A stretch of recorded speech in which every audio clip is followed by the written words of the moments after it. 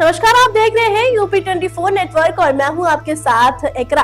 बहुत स्वागत है आपका इतिहास के दर्पण में। इतिहास के दर्पण में आज हम बात करेंगे हमारे प्यारे नवाबों के शहर लखनऊ के बारे में, जहां इमारतें सिर्फ पत्थर नहीं कहानियां होती हैं।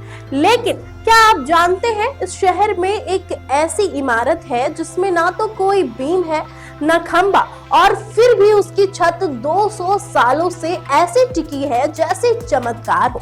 जी हाँ, हम बात कर रहे हैं लखनऊ की शान कहे जाने वाले इमामबाड़ा की। आइए आज आपको लेकर चलते हैं उस रहस्यमयी इतिहास की गलियों में। साल था 1784। उत्तर प्रदेश की राजधानी लखनऊ में बड़ा इमामबाड़ा निर्माण हुआ। लोग भूखे मर रहे थे, घर बर्बाद हो रहे थे। तब अवध के नवाब असफुद्दौला ने कहा, जिसे ना दे मौला उसे दे असफुद्दौला, और शुरू हुआ बड़ा इमामबाड़े का निर्माण। एक ऐसा प्रोजेक्ट जिससे हजारों लोगों को रोजगार मिला, क्योंकि लखनऊ में अकाल जैसा माहौल था। दिन में आम लोग इसे बनाते और रात में नवाब के आदेश पर रईस लोग इसे गिरा दिया करते थे। इसे नवाब की कब्र के लिए आसिफी इमामबाड़ा और भ्रामक रास्तों के कारण भूल भुलैया भी कहा जाता है। गोमती नदी के किनारे स्थित बड़ा इमामबाड़ा की वास्तुकला ठेठ मुगल शैली को दर्शाता है, जो पाकिस्तान में लाहौर के बादशाही मस्जिद से काफी मिलती जुलती है, और इसे दुनिया की सबसे बड़ी 5वीं मस्जिद भी माना जाता है। कहते हैं इस इमामबाड़ा का निर्माण और अकाल दोनों ही 11 साल तक चला।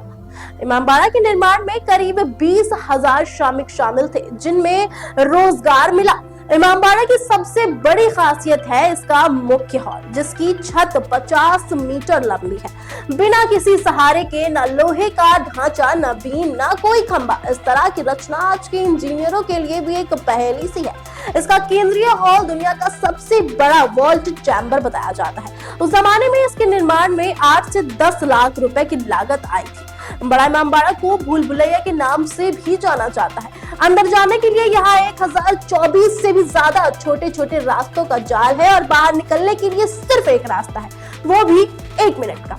उस जमाने में इसके निर्माण में 8 से 10 लाख रुपए की लागत आई थी। बड़ा इमामबाड़ा को भूल भुलैया के नाम से भी जाना जाता है। और फिर आया सबसे रोमांचक हिस्सा, भूल भुलैया। इस हॉल के चारों ओर बने कमरों के ऊपर कई संकरे रास्ते बनाए गए थे। इतने संकरे और इतने मिलते जुलते कि जो भी अंदर जाता रास्ता भूल जाता। वहाँ 479 दरवाजे थे, हर तरफ एक जैसा दिखने वाला रास्ता। ये भूल भुलैया अनजाने में बन गई थी ताकि भारी इमारत को दलदली जमीन पर संतुलन में रखा जा सके। लेकिन अब ये बन चुकी थी एक रहस्यमयी जाल, जिसे देखने हर किसी का सपना बन गया।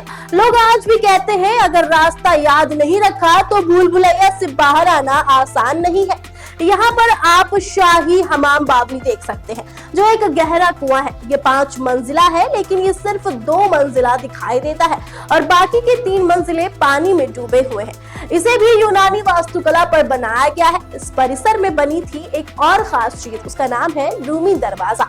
यह 18 मीटर ऊंचा भव्य दरवाजा था, जैसे किसी महल का स्वागत द्वार हो। इसके नक्काशी और बनावट इतनी सुंदर है कि आज भी लोग उसे देखकर हैरान रह जाते हैं। और हाँ, इस इमारत का डिजाइन एक प्रतियोगिता से चुना गया था। विजेता बने दिल्ली के मशहूर वास्तुकार किफायतुल्ला। इतना प्रेम था नवाब और वास्तुकार के बीच कि आज भी दोनों की कब्रें एक ही जगह इस इमामबाड़े के हॉल में बनी हुई है। एक राजा और एक कारीगर सदा के लिए साथ। और आज जब आप लखनऊ जाए तो इस इमामबाड़े की रहस्यमय गलियों में घूमते समय उस समय की मेहनत, बुद्धिमानी और इंसानियत की कहानी हर दीवार में महसूस कर सकते हैं। बड़ा इमामबाड़ा सिर्फ एक इमारत नहीं, एक आस्था का केंद्र भी है। हर साल मुहर्रम पर हजारों की भीड़ यहाँ पहुंचती है। इमाम हुसैन की याद में बना शोक स्थल भी है, जहाँ सन्नाटा बोलता है और इबादत गूंजती है। तो अगली बार आप अगर लखनऊ आए तो इस इमारत को सिर्फ देखने मत जाइए, इसे महसूस कीजिए। इसके हर दरवाजे के पीछे बसी है कहानियां, और हर दीवार में दबी है सदियों की आवाजें।